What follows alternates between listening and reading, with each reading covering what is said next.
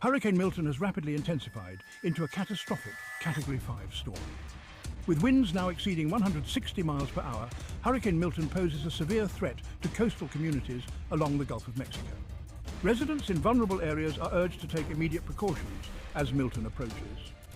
The storm's strength is attributed to the unusually warm waters of the Gulf of Mexico. High winds can cause widespread structural damage to homes, businesses and infrastructure. The National Hurricane Center provides regular updates on Hurricane Milton's track, intensity and potential impacts. The Gulf of Mexico is notorious for fueling hurricanes. The warm, deep waters act as a heat engine, providing energy for hurricanes. From June to November, the Gulf becomes a prime location for hurricane formation. Warm surface water temperatures are a key factor. Hurricanes draw energy from heat released when water vapor condenses. The warmer the water, the more vapor fuels the storm. The Gulf's waters are warmest in late summer and early fall. The Gulf's enclosed shape traps heat and moisture, ideal for hurricanes. As Hurricane Milton churns closer to the Gulf Coast, coastal communities are on high alert. Emergency management officials are closely monitoring the storm's track. Residents in low-lying areas are urged to heed evacuation orders. Coastal communities are vulnerable to hurricanes. Storm surge poses a deadly threat to coastal residents. The combination of storm surge and heavy rainfall can inundate neighborhoods. Evacuation orders protect residents from the most dangerous impacts. Take evacuation orders seriously and evacuate immediately. Hurricane preparedness is not just a good idea, it's essential for anyone living in a hurricane-prone area. Taking the time to prepare before a hurricane strikes can mean the difference between weathering the storm safely and facing potentially life-threatening situations. Preparation involves having a plan, assembling supplies, and staying informed. One of the most critical aspects of hurricane preparedness is having a family emergency plan. This plan should include evacuation routes, designated meeting places, and contact information for family members.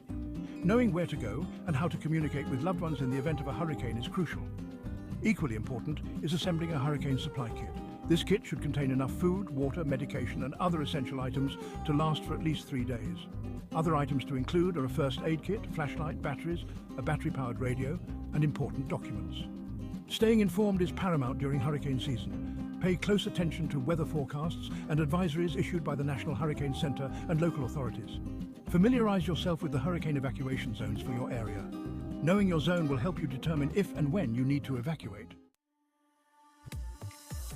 Section 5. Essential steps for hurricane readiness. When a hurricane threatens, every second counts. Taking proactive steps to prepare your home and family can significantly increase your safety and minimize potential damage. Here are some essential steps to ensure you're ready for a hurricane. First, secure your property. Bring loose objects indoors, such as patio furniture, garbage cans, and anything else that could become a projectile in high winds. Trim trees and shrubs around your home to prevent branches from breaking and causing damage. Next, protect windows and doors. Install hurricane shutters or board up windows with plywood to prevent shattering. Reinforce garage doors and entry doors to withstand high winds. Also clear gutters and downspouts. Remove debris to ensure proper drainage and prevent water damage during heavy rainfall. Don't forget to charge electronic devices. Fully charge cell phones, laptops and other electronic devices in case of power outages. Lastly, fuel vehicles. Fill up your gas tanks and consider having extra gas cans on hand. Gas stations may be closed or experience long lines in the aftermath of a hurricane. Section 6. Staying informed, your lifeline during a hurricane. In the face of a hurricane, knowledge is power. Staying informed about the storm's track, intensity and potential impacts is crucial for making safe and timely decisions. Reliable sources of information can be your lifeline during a hurricane. The National Hurricane Center, or NHC, is the primary source of information about hurricanes in the Atlantic and East Pacific.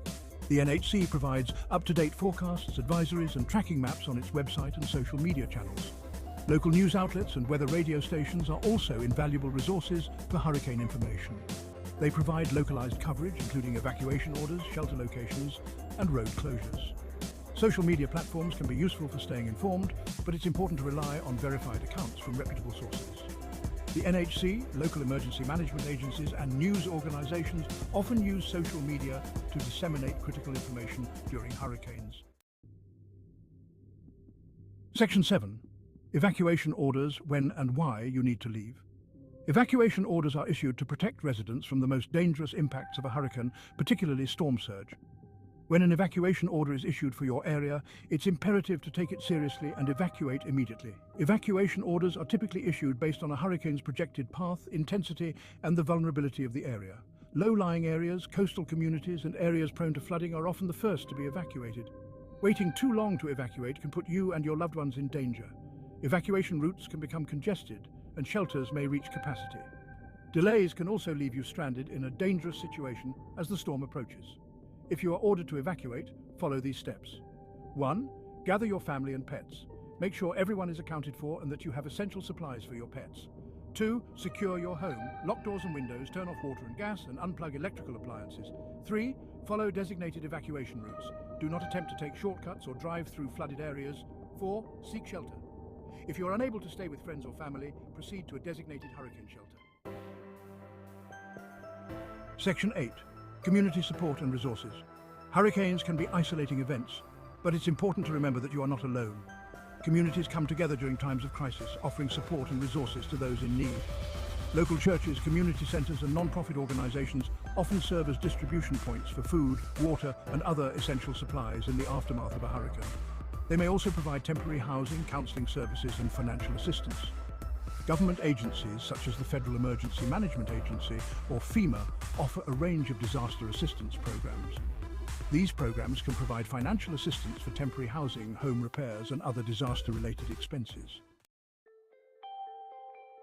Section 9. Staying safe during and after the storm. If you find yourself riding out the storm at home, it's essential to take steps to stay safe during and after the hurricane. During the hurricane, stay indoors and away from windows. The safest place to be during a hurricane is in an interior room on the lowest level of your home, away from any windows. Avoid using electronic devices. Unplug electronic devices to avoid damage from power surges. Be aware of the potential for tornadoes. Hurricanes can spawn tornadoes, so be prepared to seek shelter immediately if one is spotted. After the hurricane, continue to monitor weather reports. Stay informed about potential hazards such as flooding, downed power lines and debris. Avoid floodwaters. Floodwaters can be contaminated with sewage, chemicals and other hazards. Never attempt to walk or drive through flooded areas. Be cautious of downed power lines. Assume that any downed power lines are live and report them to the authorities immediately. Check on neighbours. If it's safe to do so, check on your neighbours, especially the elderly or those with special needs.